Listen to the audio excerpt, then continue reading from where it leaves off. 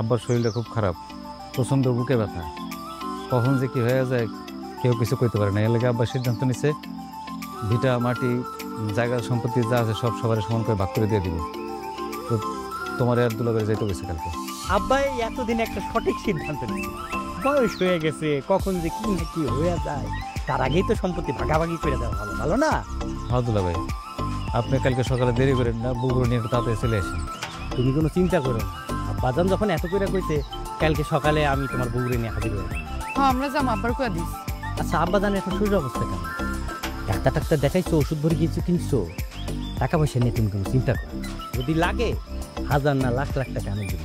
সিন্ধুকের মধ্যে টাকা আছে না, টাকাটা আমি নিয়ে আসবো।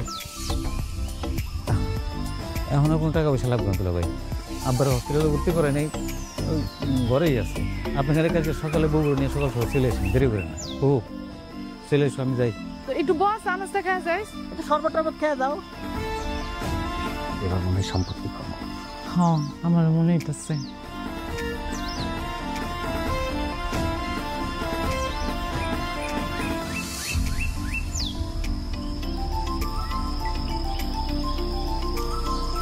ভাবি, তোমরা সবাই এরকম থম মাইরা বয়ে রইছো কেন? আর ভাইজান কই? ভাইজান রে যে দেখতেছি না। আবির কইলো যে ভাইজানের নাকি শরীর খারাপ, বুকে কি এর ব্যথা উঠছে। কি রে আবির, কথা কস না কেন? ভাইজান কই? আম্মা, আমার মনে হয় মামার বাইসা নাই। এর আগেও তো দুইবার স্ট্রোক করছে, এইবার মনে হয় বাঁচাইতে পারে না। ও ভাবি, কথা কও না কেন? আবির আমারে যায় কইলো যে ভাইজানের বলে কি এর বুকের ব্যথা নাকি কি। ওই তো আমারে ঠিক মতো কইলো না ভাইজানের কি হইছে। ভাইজান কি সত্যি সত্যি আমার ঘরে সাইরা চলে গেছে? আর দেখো আমার ভাইজান আমার ঘরে সাইরা গেছে গা। আম্মা, এমন কান্না করে কিছু হইব? মা বাইসা থাকাকালীন তো আমি তোমার বারবার বলছি যে তোমার জায়গা জমির ভেজালগুলো শেষ করো। মামা তো এমন মরে গেছে, এমন কি তোমার আইন আদালত ছাড়া, জ্ঞানজাম করা ছাড়া কি তোমার জায়গা জমি সাইডে সাইডে কেউ দিব? আমার কথা তো একটু শুনো না, কত কইরা কইলা। আমার ভাইজান আম ঘরে পালাই ধুইয়া গেল গা। কি ব্যাপার, বাড়ির মধ্যে এত কান্নাকাটি কিসের? মা, ভাই, এই তো তোমরা চুপচাপ করে বসে আছো কেন? কি হয়েছে? কথা কও না কি লেগা তোমরা? ওরে জেরিন, জেরিন রে, তোর বাপ তো আর নাই, আমার ভাইজান আম ঘরে পালাই ধুইয়া চলে গেছে গা। কি?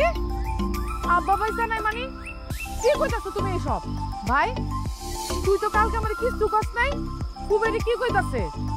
আম্মা, কথা কইতাছো না কেন? আব্বা, আব্বা, ওমা কি রে ভাই, তুই যে আমার বাড়িতে কালকে গেলি, তুই তো কিছু কইলি না, আমার তো কিছু জানাইলিও না। তোমার ভাই ইচ্ছা করে তোমারে কিছু জানাই নাই। আমগরে এইখানে ডাকছে যাতে বোগাস দেয়া সম্পত্তি নিজের নামে লেখা নিতে পারে, আর শান্তনা হিসাবে ডাকছে সবার সামনে যাতে আমরা কিছু না কইতে পারি। সি সি সি, তুই না আমার আপন মায়ের পেটের ভাই, তুই আমার সাথে এরকম করতে পারলি? আর মা, তুমি কিছু কইতে পারলা না? তোমার আম্মাই বা কি কইব? আর তোমার আব্বা কেমন মানুষ? পৃথিবীর প্রত্যেকটা মানুষ জানে যে জন্ম হইলে মরা লাগবে, এটাই স্বাভাবিক। সে মরার আগে তোমার সম্পত্তিটা বুঝাই দিল না কেন? একমাত্র কন্যা তোমার ভান্ডা তোমার দিল না কেন? তুই কি ভাবছস তুই আমার কিছু না জানাই একা একা পুরা সম্পত্তি খাবি?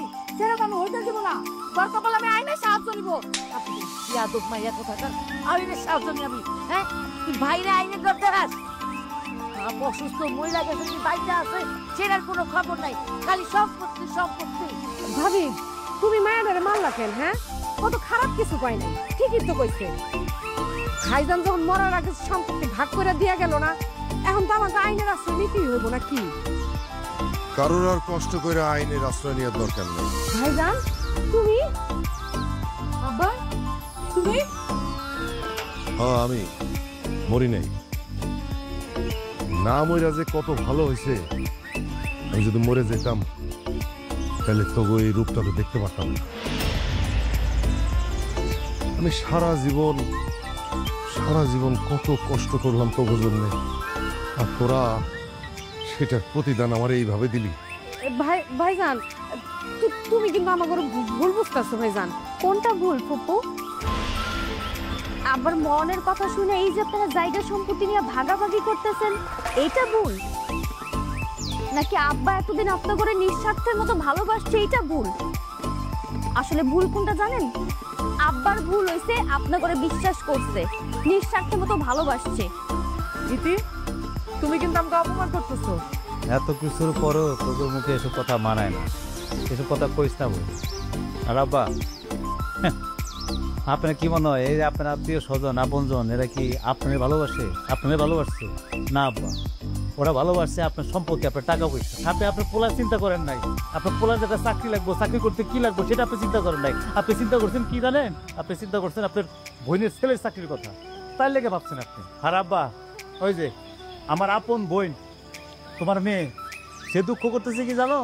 যে তুমি মরে গেছো গা, তারা তার সম্পত্তি বুঝাই দিলা না। তুমি মরে গেছো, তাদের তার কোনো দুঃখ নাই, কিন্তু তার সম্পত্তি দিতে পারো নাই, এই দুঃখ সে কাঁদতেছে। আমি আর মায়ে তোমার কত বুঝাইছি না আব্বা?